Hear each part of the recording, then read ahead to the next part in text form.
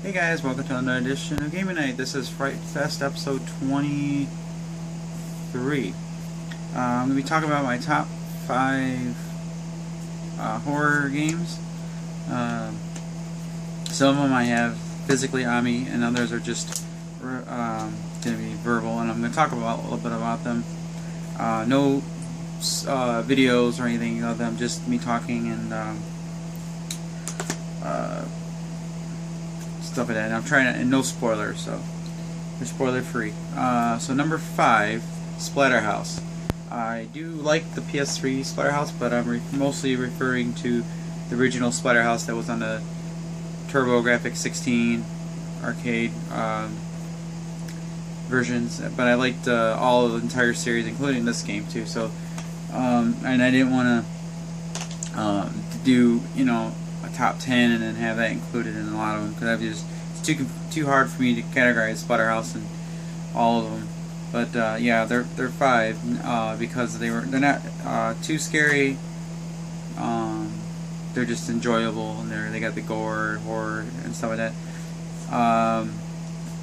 And the other ones that are more psychologically and more scary are more toward the top. But the reasons I liked Splatterhouse was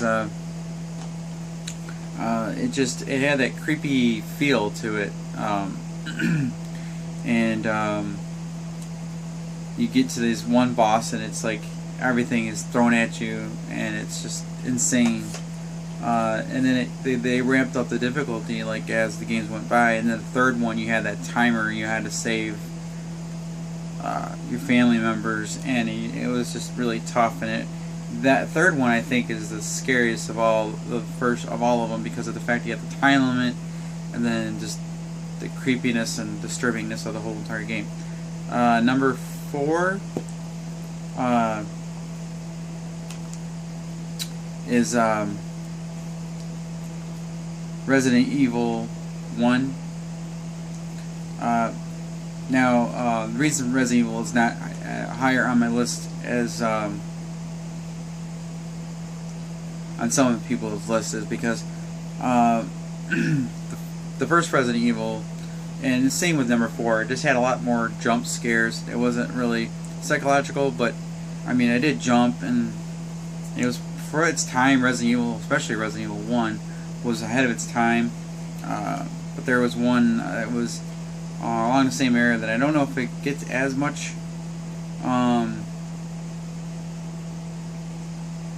you know, notified as being the horror game, because I think Resident Evil was the first one to do it, and most of them, sometimes some of the other ones that came after were like they said they were copies of them. So yeah, that was my number 4.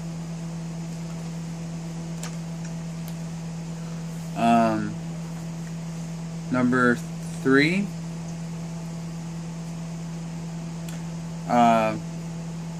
is one of my more recent ones that I have, and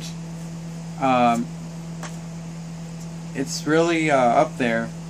I mean, it almost got number 2 spot, but the only reason it hasn't got the number 2 spot, there's just something about number 2 that actually ramps it up just a little bit more for me. But anyways, the number 3 is The Evil Within. This game, oh my gosh. If there was a game that combined everything of all the other horror games and combined it into like a one game, this is definitely it. I mean, this captures everything, like from, even has elements of like a Metal Gear game where you're sneaking around, but the whole whole thing of being in dire straits and just barely surviving, and not only does it have the jump scares, but it's got that psychologically messing with your head that a lot of other games are missing in, especially like a lot of the games nowadays. When they say horror, it's like, oh, you got like lots of ammunition, you're blowing zombies and different things away. This basically goes back to kind of like the roots of like survival horror, like Resident Evil and all of them, but it does it in with new elements to it as well, like 1 minute you're basically running around, you can't really attack anything, because you're defenseless, and then other times you're getting increments of ammo and stuff like that.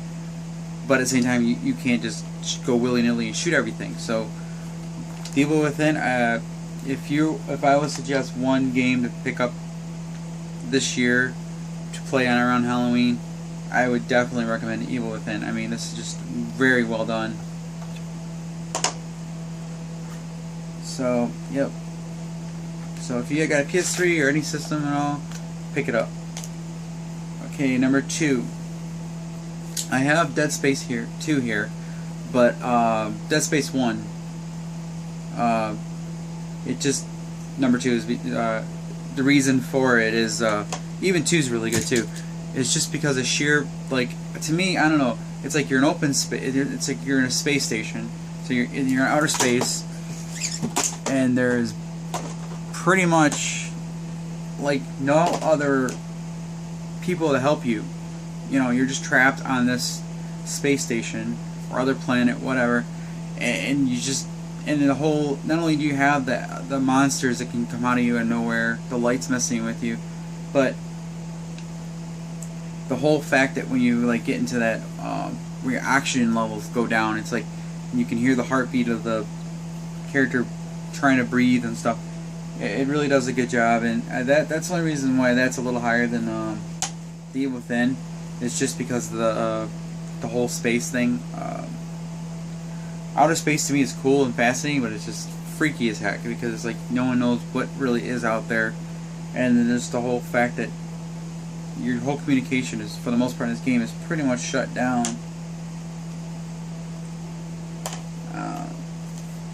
So that's my number 2. And number 1, Silent Hill 2. Don't get me wrong, I really like Silent Hill 1, but like Silent Hill 2, just, you got like weird enemies, psychological horror, the game itself messes with you. I mean, I've played in the game one time and like the lights off, and it's one of those very few games that I have a hard time playing for long periods of time in the dark, because it's like I start thinking I'm hearing things or seeing things. It just does, it really just does that psychological flip, and and then when you finally get to a safe spot, you're like, oh my gosh, I just can't believe I survived that chapter, or got through that boss fight, and just the monsters in here are just really weird.